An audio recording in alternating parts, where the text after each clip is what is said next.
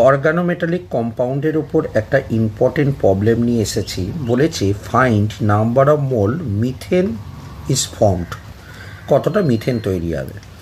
দেখো, যদি কোনো ইলেকট্রোনেগেটিভ অ্যাটমের সঙ্গে হাইড্রোজেন থাকে, যেটাকে আমরা অ্যাক্টিভ হাইড্রোজেন বলি, সেইটার সঙ্গে যখন CH3 MgBr রিয়াকশান করবে, তখন CH3 মাইনাসটা এই হাইড্রোজেনটাকে নেবে, এই বন্ডটাকে ওপরে তুলে দেবে, মানে মিথেন তৈরি হয়ে যাবে।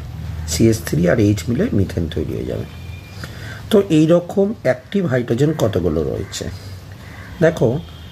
এই যে SO3H বা COOH, এগুলোকে হাইলি অ্যাসিডিক কম্পাউন্ড বলা হয়, কারণ এরা ইকুইভ্যালেন্ট রেজোন্যান্স দেয়।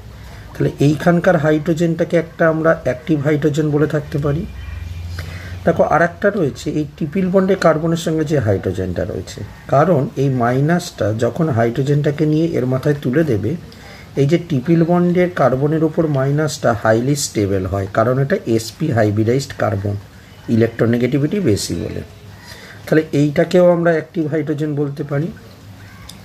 আর একটা তোমার কাছে অপশান আছে, দেখো এখানকার হাইড্রোজেন, ঠিক আছে।